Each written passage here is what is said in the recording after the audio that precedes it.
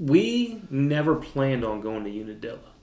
We had just planned on having Bud's Creek be his first pro race that he tried for.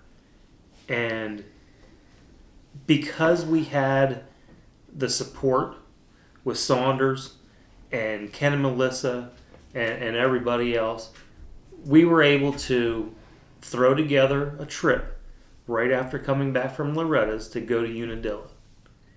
And we were under the impression that we would go and just see how things ran and let him ride and have a good time. It was going to be a learning experience trip. It was a learning experience trip, yeah. And it became the best day and the worst day of his life so far. When I went to Unadilla, a lot was going through my mind. It was crazy. Like, I was worried about, did I have enough tear-offs? Is my bike ready?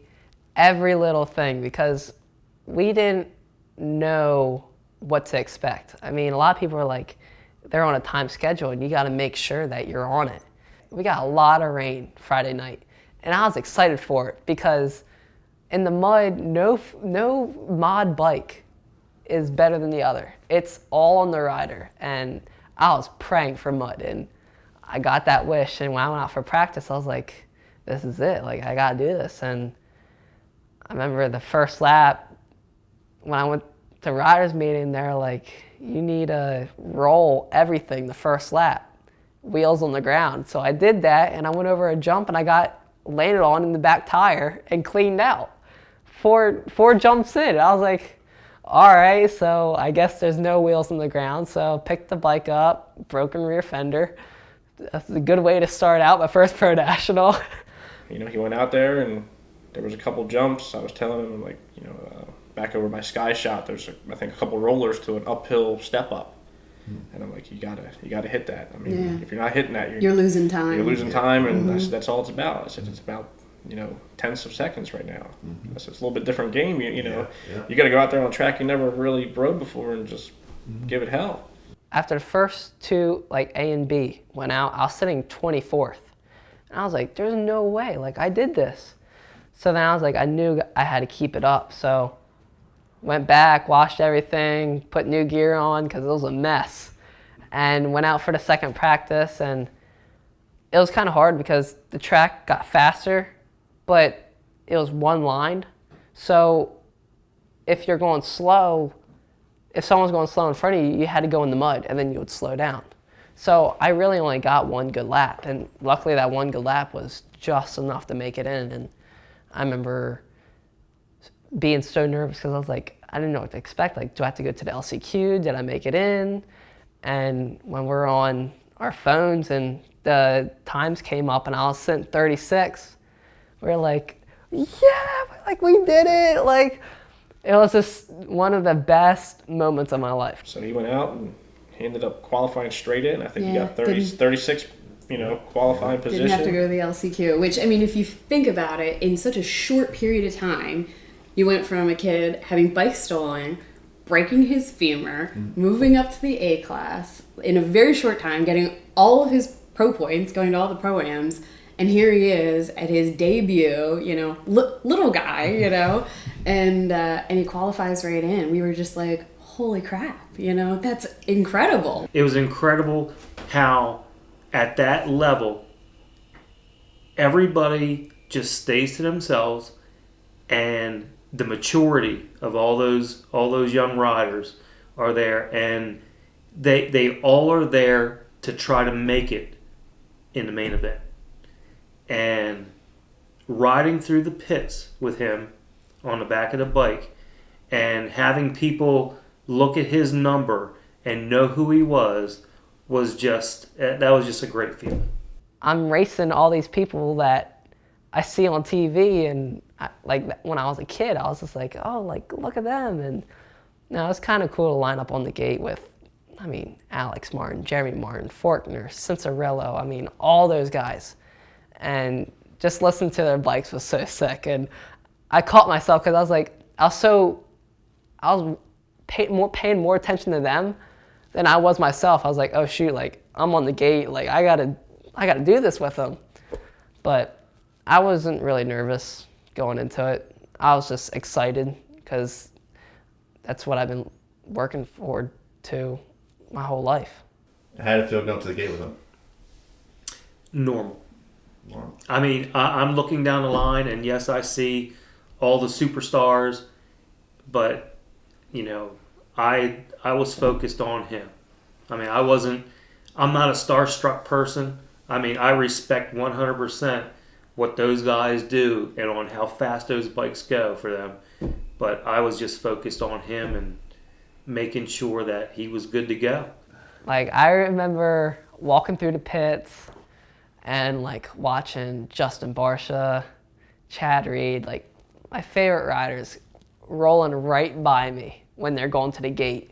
And I was like, oh my gosh, look at that bike. And look, he's like right there. And I was like completely starstruck and just loved watching them race. And when I was on the other side of that, when I was rolling through the pits to go to the gate, people had that look I had as a kid looking at me. And I was like, wow, like I'm one of these guys now. It's just exciting. I mean, it was everything I wished for, and still to this day, it's one of the best days of my life. So here he is. He's lined up for his first pro moto. I'm like, man, you know, this is really happening. Yeah.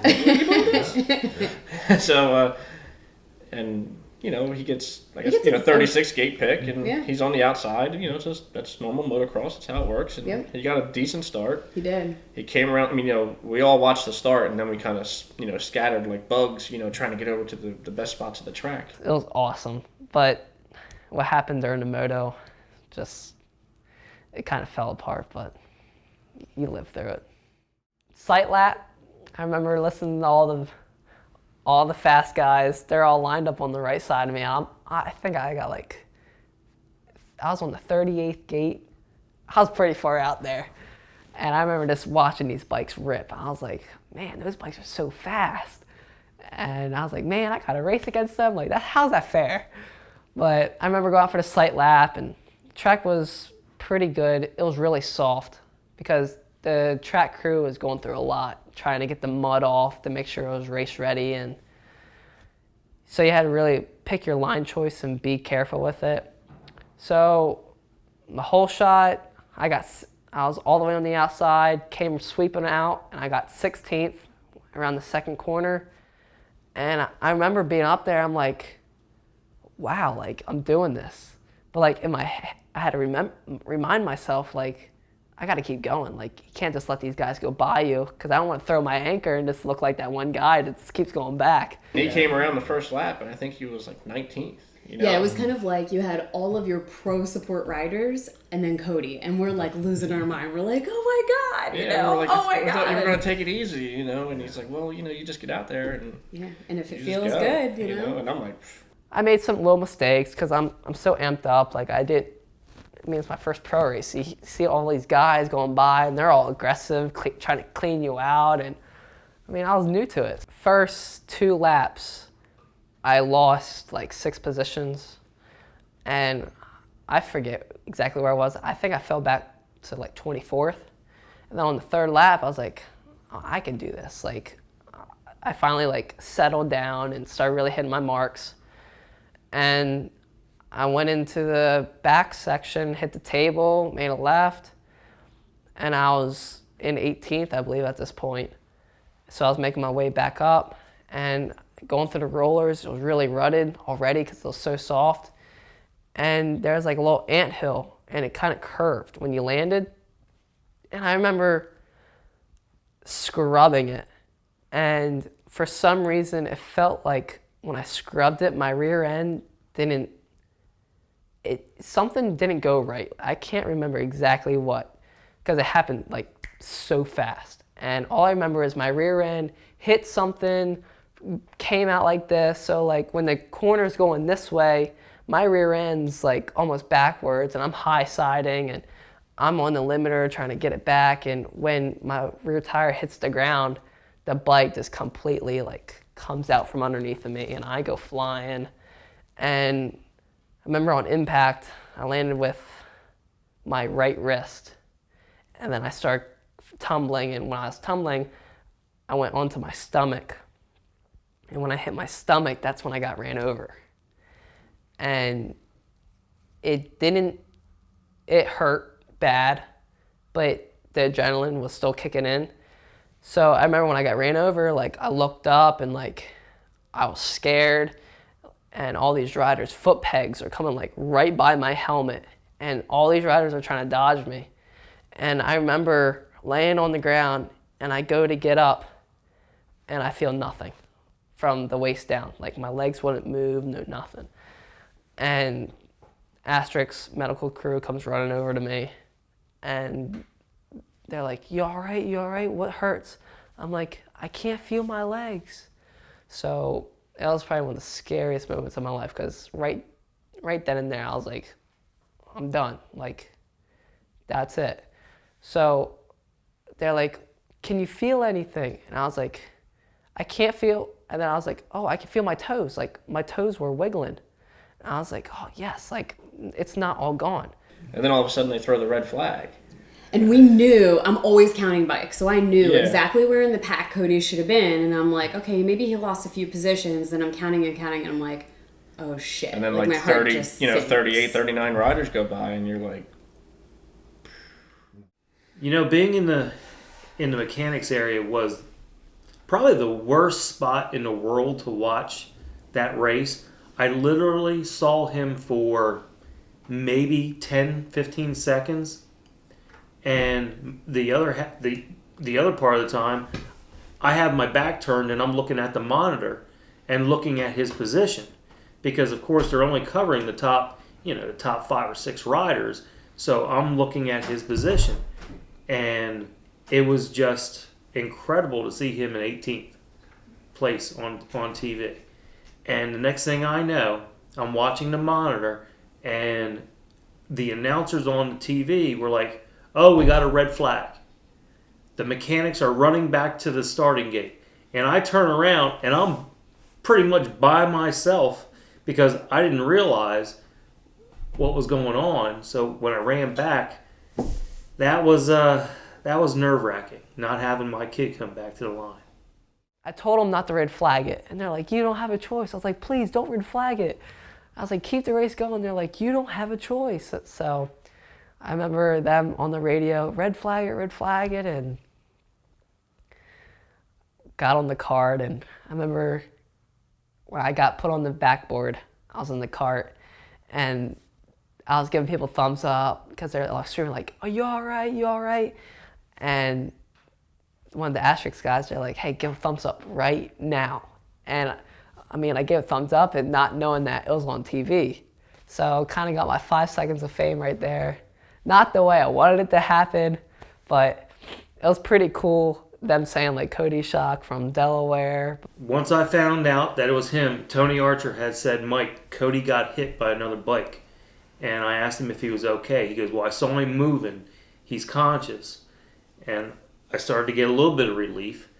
And then I went over to one of the track officials, and I had asked her, is the person hurt 319?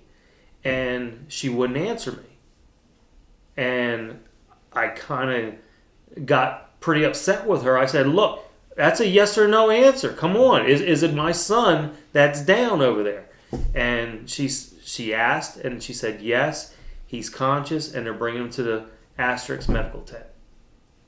And that's when I ran up there, and everybody else was already up there. So we go back into the medical van that they had, and I remember laying down, and I had pins and needles feelings all the way down. And when I didn't know I broke my back. Like I knew I broke my wrist, because it swelled up and I was getting stiff. I was like, all right, it's just a broken wrist. Like, been there, done that. But when I was walking, I had pins and needles feelings, and I was very slow. And they couldn't take x-rays of my back, but they were able to take x-rays of my wrist, and we found out that I broke it. And we're like, all right. So they took me back to our motorhome, and they're like, sit here, and if you feel better, just relax. Like, don't do anything crazy. But if you get worse, come get us. They drove away, and not even 2 minutes later, I was like, I can't do it. Like, my body's getting worse. So went up, got in the ambulance, went to the hospital, and I just remember laying there, and I was like, this is not how I wanted my first pro race to go. Like, yeah, it's cool, I made it in. It's the best time of my life racing, but I didn't want to lay up in a hospital. And I remember the doctor coming in. He was off duty, but they called him in because he was the only like back specialist in that hospital. And he got called in and came into me, and he was like, could everyone leave the room? So he does like his feels like how much strength I had in my feet. He starts like rubbing my back a little bit just to see. And he calls everyone in, and he's like, well, you got a broken back. I'll do surgery tomorrow. Any questions? And we're like, what?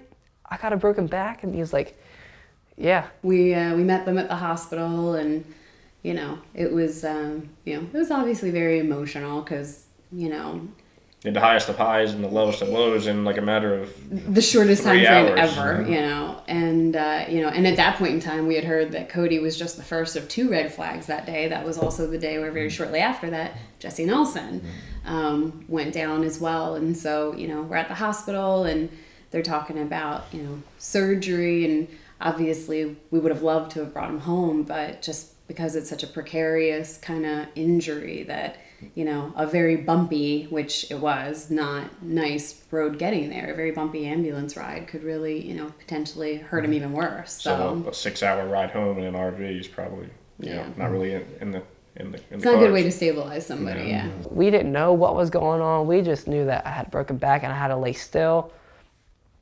And we're like, can we like put him in the motorhome, drive back to Delaware to get surgery there so we're closer to home? And he was like, only if you want to risk like becoming paralyzed.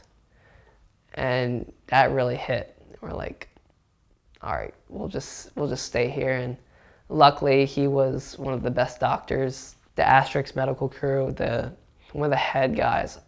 He kept calling into the hospital and talked to my doctor like, what are you doing? Why are you doing it? And they both agreed to do this procedure where you have, right now I have 2 rods and a bar and 8 screws. And it's connecting, I fractured my L1 and tilted the vertebrae. So they connected it to 1 bone above and below. So I have 3 fused together right now. And it's actually, the guy from Asterix said it's a pretty similar surgery that Trey Kennard and Christian Craig had. And he was like, you'll be fine. Like, you'll be able to ride again.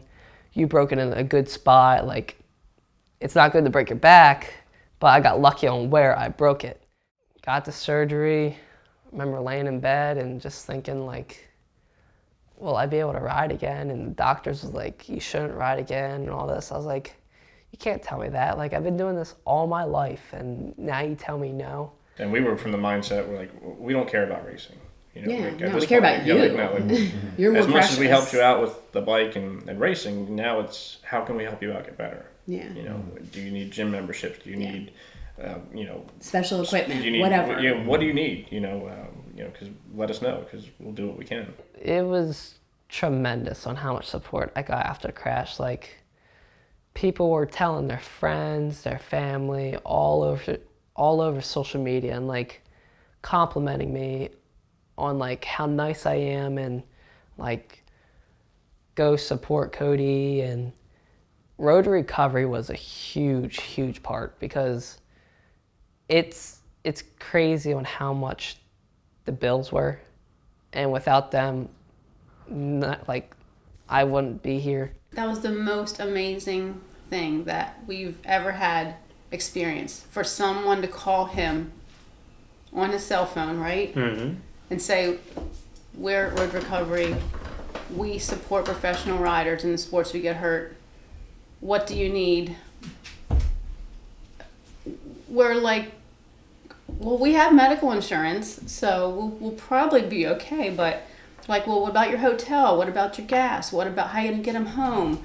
How can we help you? And it's just the most amazing program. Like, I can't speak highly enough about everything they did for us, because it just takes that financial worry about, because we had our rig there. We didn't even have, that was a mess. Unadilla was a mess after the accident. Like, we didn't know what we're going to do. We have dogs. We have people there. We have a motorhome. How are we going to get home? How are we going to get Coty home? But Road Recovery just took that burden off of us in so many ways. And during those 6 days, my sponsors would call, check in on me, and I was cool with that. But like, a lot of people respected me being hurt and not messaging me until I said like I'm home and all this. So like, I had my good friends start coming over to the house like one by one. Like, I didn't want all that at once. And I just remember receiving so many cards and like get well, and it was crazy. When I got home that next Wednesday, I went down to Speed City Wednesday night practice. And I just wanted to watch people. Like, I didn't want any sympathy, like, oh, I'm so sorry for you. I hope you feel better soon. I just wanted to go because it was at the point where I was always at the track. And it's my comfort zone. So when I was at the track watching everyone ride, I was like, I had a whole new feeling for it, I guess I would say, because anytime my friends would go out, I was like, dude, be safe, like, have fun. And just, it was crazy on how much, like, people I didn't even know were coming up to me. They're like, how are you feeling? And I'd tell them, and they're like, thank you for taking the time and explaining like everything, because we hear things. And I made sure that I told everyone the same story, because you don't want any rumors or anyone getting these ideas in their head. So I would take the time and speak to anyone for 15 minutes. I didn't even know who they were. I would take the time, act like I knew them. And now just people appreciated like what I do around the track as a rider and as a kid. And just, I don't think I've ever received so much support, and I'm truly thankful for that.